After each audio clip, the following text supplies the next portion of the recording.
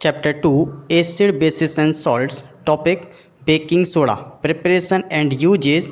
Part 14. Before going ahead of Part 14, please make sure that you have already watched previous parts. Hello students, मैं P Singh आपका KCC math and science YouTube channel में स्वागत करता हूं। इस video में हम शुरू करने वाले हैं बेकिंग सोडा के बारे में, ठीक है ना। तो बेकिंग सोडा होता क्या है, इसकी प्रिपरेशन कैसे होती है और इसके यूजेस क्या क्या है, सिर्फ इन तीन चीज़ों पर हम बात करेंगे, ठीक है। तो सबसे पहले बता दो, बेकिंग सोडा जिसका फॉर्मूला होता है NaHCO3। क्या होता है? NaHCO3, जिसका केमिकल नेम क्या बोलते हैं हम?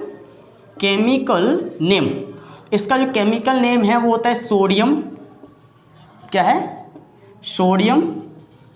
देखिए, सोडियम हाइड्रोजन, क्योंकि किसी का भी केमिकल नेम उसके फॉर्मूले से बनता है, ठीक है। सोडियम हाइड्रोजन और ये क्या है? कार्बोनेट।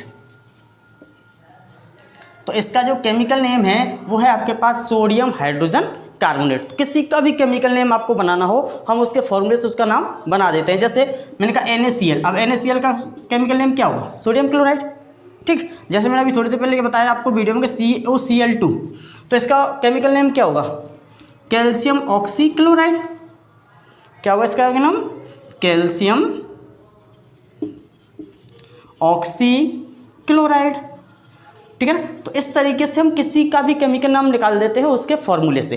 तो इसका जो केमिकल नेम है वो है सोडियम हाइड्रोजन कार्बोनेट। अब जैसे बताया उसका नाम है बेकिंग सोडा, तो बेकिंग सोडा जो सबसे ज़्यादा इस्तेमाल होता है हमारे आसपास की चीज़ों में, तो वो कहाँ होता है? बेकिंग मीन्स पकाने में। किसमें?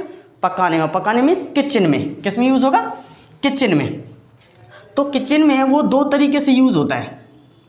किचन में वो दो तरीके से यूज़ होता है। एक तो पकौड़ाज वगैरह बनाने के लिए। क्या बनाने के लिए? पकौड़ाज हुआ, केक एटसेट्रा, ठीक है। एक होता है आपके सामने फास्टर कुकिंग के लिए। किसके लिए? फास्टर कुकिंग के लिए। क्योंकि कभी कभी क्या होता है कि अगर हमें कोई चीज़ जल्दी बनानी है, ठीक है, तो हम उसमें थोड़ा सा सोडा मिला देते तो कुकिंग उसकी जल्दी से हो जाती है। बात समझ में आ गई? दूसरी चीज़, तो इस तरीके से हमारे किचन में सबसे ज़्यादा इस्तेमाल होता है ये। इसको हम माइल्ड बेस भी कहते हैं, ठीक है ना, जो नॉन कॉरोसिव होता है। मीन्स इसमें कभी भी जंग नहीं लगती। कहने होता है ये कभी ख़राब नहीं होता, कभी ख़राब नहीं होता। अगर आपके किचन में रखा हुआ है, सदियों पुराना रखा हो, लेकिन ये फिर भी ख़राब नहीं होगा। लेकिन अगर बाई चांस ख़राब हो गया है तो हम उसका टेस्ट कैसे करेंगे? उसका टेस्ट कैसे करेंगे तो मैं बता दूं आपको क्या करना है। एक बाउल में बेकिंग सोडा डालना है, ठीक। अगर आपने अपने बाउल में बेकिंग सोडा डाला, उसके बाद क्या करना है? एक विनेगर एसिड। क्या? विनेगर एसिड जो अपनी किचन में पाया जाता है अक्सर, जैसे अचार वगैरह हम डालते हैं तो विनेगर एसिड के बगैर करना नहीं पड़ता। तो जो हम बोलते हैं हिंदी में छिरका। क्या बोलते हैं? छिरका। अगर छिरका घर में रखा है और विनेगर एसिड उसी को कहते हैं, तो जैसे मैं इस बाउल में डालूंगा तो इसमें से बबल्स उठने शुरू हो जाएंगे, ठीक है ना।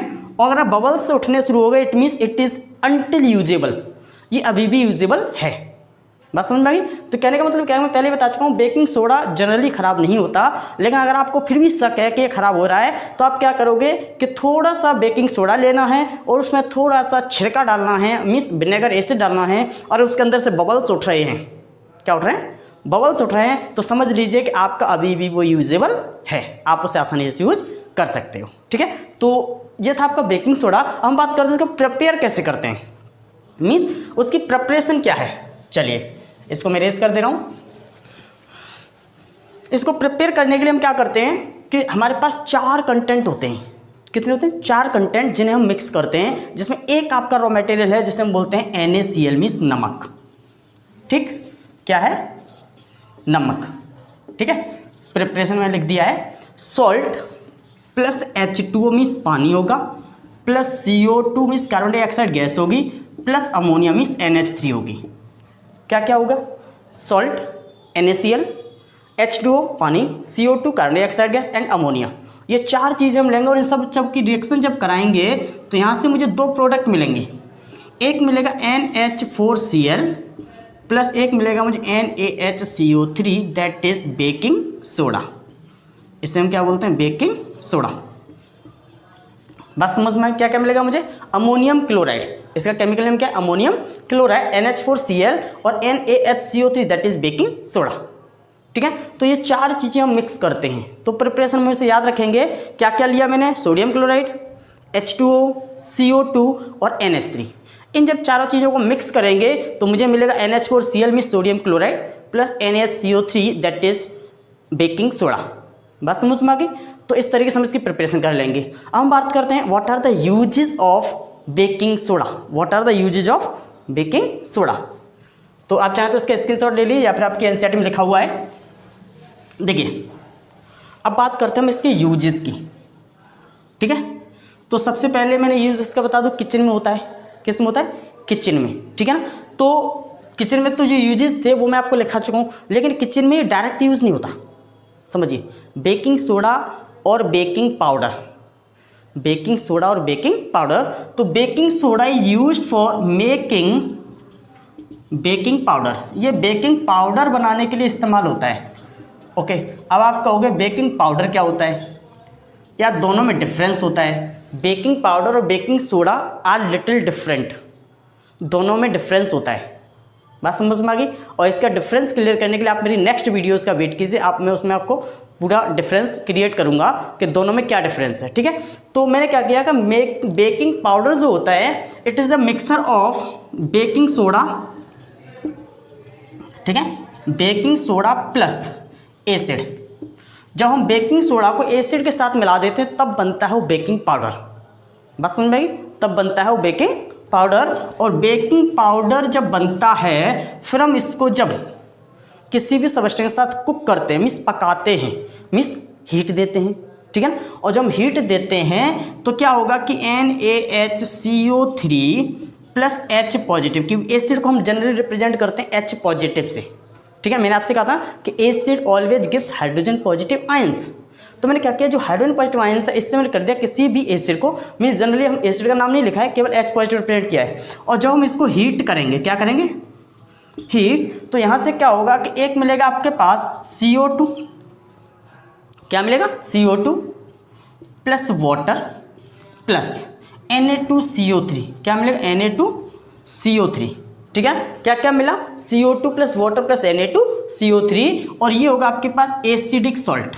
कैसा होगा ये? Acidic salt. ठीक है, ये सॉल्ट का जो नेचर है वो थोड़ा एसिडिक होगा।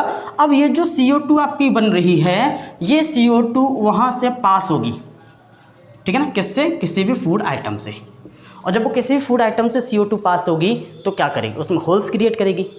ठीक है ना, तो ये CO2 पास होती है तो उसमें क्या करती है? होल्स क्रिएट करती है। और ये होल्स क्रिएट होने की वजह से वो बहुत ही स्पंजी हो जाता है।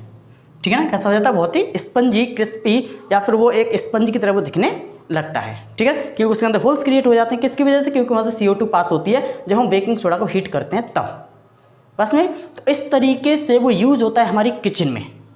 ठीक है, दूसरा जो इसका यूज़ है, इसका मतलब पहला जो यूज़ लिखेंगे वो यूज़ हम क्या लिखेंगे?